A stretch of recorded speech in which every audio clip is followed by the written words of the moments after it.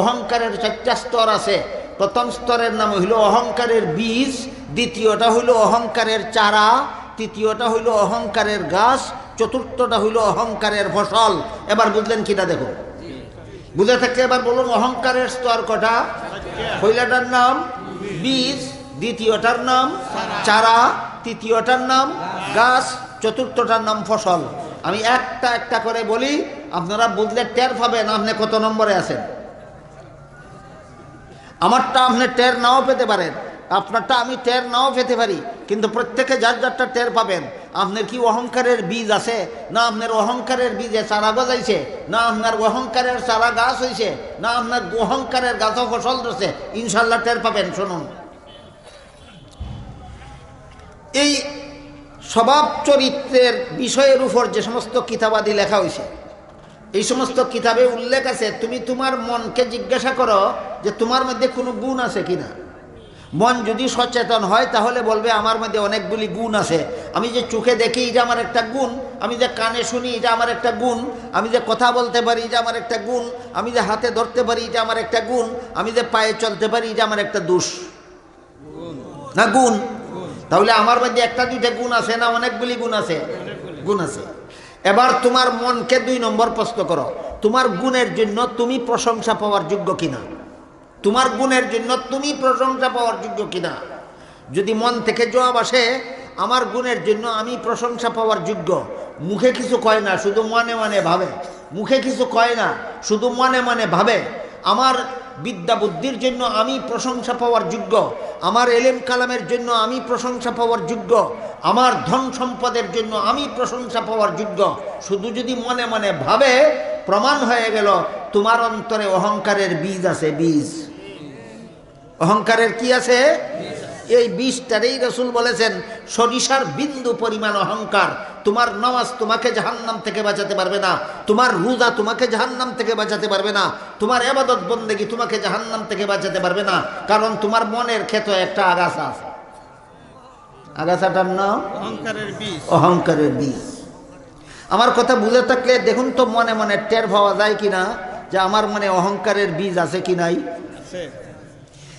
এরপরে মনের এই ভাবটা, আমার গুণের জন্য আমি প্রশংসা পাওয়ার যোগ্য, এই কথাটা যতক্ষণ পর্যন্ত মনে মনে ভাবে, এই ভাবনাটাকে স্বভাব চরিত্রের পরিভাষায় বলে উজব। আর এই ভাবনাটাই যখন মুখে প্রকাশ করবে, যখন বলবে আমি জ্ঞানী, আমি গুণী, আমি বুদ্ধিমান, আমি শক্তিশালী, আমি ধনী, তখন এই অহংকারের বীজে চারা গজাইল। বুঝে থাকলে টের পাবেন অহংকারের বীজ তাকে অন্তরে আর চারা গজায় মুখে। অহংকারের বীজ তাকে কই? অন্তরে। আর চারা গজায় কোথায়? মুখে। এটা হইল অহংকারের চারা। যখন কোনো ব্যক্তি নিজের মুখে নিজের গুণ প্রকাশ করা শুরু করে, সমাজের মধ্যে সুনাম অর্জন করার উদ্দেশ্যে, তখন ওই তার অহংকারের চারা গজাইল প্রমাণ হয়। যেমন মুসলমান কি আমাদের সমাজে পাওয়া যাবে যে সমাজের প্রশংসা কুড়ানোর জন্য নিজের মুখে নিজের গুণ কীর্তন করতে থাকে? তার মধ্যে কি আছে? অহংকারের চারা গজাইছে। তার মধ্যে কি হয়েছে? অহংকারের চারা গজাইছে। এরপরে যখন নিজের গুণকে অপরের সাথে তুলনা করবে, অমুকের এত বিদ্যা বুদ্ধি নাই, আমার যত বিদ্যা বুদ্ধি আছে, অমুকের এত এলেম কালাম নাই, আমার যত এলেম কালাম আছে, যখন আরেকজনের সাথে তুলনা করব নিজের যোগ্যতাটাকে, তখন তোমার অহংকারের চারা গাছ হয়েছে। অহংকারের চারা গাছ হয়েছে। আর যার থেকে নিজেকে যোগ্য প্রমাণ করতে চায়, ওই লোকটাকে সমাজে অযোগ্য প্রমাণ করার জন্য তার সাথে যদি অন্যায়, অবিচার, জুলুম, অত্যাচার, নির্যাতন শুরু করে, এই সবগুলি অন্যায়, অবিচার, জুলুম, নির্যাতন সবগুলি অহংকারের গাছের ফসল। সবগুলি অহংকারের গাছের ফসল। আমার কথা বুঝে থাকলে বলুন, বাংলাদেশের কোনো মুসলমান কি কারো প্রতি কোনো অবিচার করে? কারো প্রতি কোনো জুলুম করে? কারো সাথে কোনো অন্যায় করে? কারো সাথে কোনো অত্যাচার করে? কাউকে কোনো জুলুম নির্যাতন করে? এই সবগুলি অহংকারের গাছের ফসল। 10টা আগাছার মধ্যে একটা আগাছার এই পরিমাণ পরিণতি। এই কারণে এই 10টা কুস্বভাবের কোনো একটা কুস্বভাব যার অন্তরে থাকে, একটা কুস্বভাবে তারে দৈনন্দিন শত শত হাজার হাজার গুনাহে লিপ্ত করে রাখে। জাহান্নাম থেকে বাঁচতে হইলে গুনাহ ছাড়তে হবে, আর গুনাহ ছাড়তে হইলে মনের কুস্বভাবের আগাছা পরিষ্কার করতে হবে। এই আগাছা পরিষ্কার করার নাম স্বভাব চরিত্র ঠিক করা। বুঝাইতে পারলাম বিষয়টা? আবার কই, জাহান্নাম থেকে বাঁচতে হইলে গুনাহ ছাড়তে হবে। গুনাহ করে কেন? মনের কুস্বভাবের তাড়নায়। গুনাহ করে কেন? মনের কুস্বভাবের তাড়নায়। সুতরাং এই কুস্বভাব মন থেকে পরিষ্কার করতে হবে। এই কুস্বভাব পরিষ্কার করার নাম চরিত্র সংশোধন করা। কাজেই চরিত্র সংশোধন না করলে, মনের কুস্বভাব পরিষ্কার না করলে, 10টা কুস্বভাবে তোমার দৈনন্দিন লক্ষ লক্ষ কোটি কোটি গুনায় লিপ্ত করে রাখবে। তোমার জন্য গুনার থেকে তওবা করে গুনামুক্ত হওয়া তোমার জন্য মহা কঠিন হয়ে দাঁড়াবে। আর গুনামুক্ত হতে না পারলে তুমি জাহান্নামের শাস্তির যোগ্য হয়ে মরণ করতে হবে। সুতরাং জাহান্নাম থেকে বাঁচতে হলে গুনাহ ছাড়তে হবে। গুনাহ ছাড়তে হলে মনের কুস্বভাব বর্জন করতে হবে। মনের কুস্বভাব বর্জন করতে হইলে স্বভাব চরিত্র ঠিক করতে হবে। 10টা কুস্বভাবের মধ্যে একটা কুস্বভাবের উদাহরণ দিলাম, অহংকার। এইরকম 10টা সুস্বভাবও এমনিই ফলে না, মেহনত করে ফলাইতে হয়? এবার একটা সুস্বভাবের উদাহরণ দিয়ে আজকের মতো কথা শেষ করি। 10টা সুস্বভাবের মধ্যে একটা সুস্বভাবের নাম হইল শুকুর। কি নাম? শুকুর। এবার বুঝেন শুকুর কারে কয়? আমরা যারা যারা নামাজ পড়ি, নামাজের মধ্যে প্রত্যেক রাকাতে একটা সূরা বারবার পড়তে হয়। একটা সূরা বারবার পড়তে হয়। এই সূরাটা কোন সূরা? সূরা ফাতিহা। সূরা ফাতিহার প্রথম কথাটাই হইল আলহামদুলিল্লাহ, সমস্ত প্রশংসা আল্লাহর। আলহামদুলিল্লাহ অর্থ কেউ কেউ জানে না তারা। আলহামদুলিল্লাহ অর্থ সমস্ত প্রশংসা আল্লাহ। ওই যে মনে মনে ভাবছিল আমার চোখে দেখার গুণের জন্য প্রশংসা আমার, আমার কানে শোনার গুণের জন্য প্রশংসা আমার, আমার কথা বলার গুণের জন্য প্রশংসা আমার, আমার বিদ্যা বুদ্ধির গুণের জন্য প্রশংসা আমার, আমার এলেম কালামের গুণের জন্য প্রশংসা আমার। যখন এই কথাটা বুঝে শুনে বলবে আলহামদুলিল্লাহ, সমস্ত প্রশংসা আল্লাহর, এবার তোর বিবেকরে জিজ্ঞাসা করে ক, সমস্ত প্রশংসা যদি আল্লাহর হয়, তোর চোখে দেখার গুণের প্রশংসা কার? সমস্ত প্রশংসা যদি আল্লাহর হয়, তোর কানে শোনার গুণের প্রশংসা কার? সমস্ত গুণের প্রশংসা যদি আল্লাহর হয়, তোর বিদ্যা বুদ্ধির গুণের প্রশংসা কার? সমস্ত প্রশংসা যদি আল্লাহর হয়, তোর এলিম কালামের গুণের প্রশংসা কার? সুতরাং এইভাবে মনের থেকে আমার কোনো গুণের জন্য আমি প্রশংসার যোগ্য নই। আমার এই সমস্ত বিষয় যেহেতু আল্লাহর দান, সুতরাং আল্লাহ হইলেন দাতা, আমি হইলাম গ্রহিতা। যে পায় সে প্রশংসার যোগ্য হয় না, যে দেয় সে প্রশংসা পাওয়ার যোগ্য হয়। সুতরাং আমি কোনো একটা গুণের জন্য প্রশংসা পাওয়ার যোগ্য নই। যে আল্লাহ সমস্ত কিছু আমাকে দান করেছেন, তিনি সমস্ত প্রশংসা পাওয়ার যোগ্য।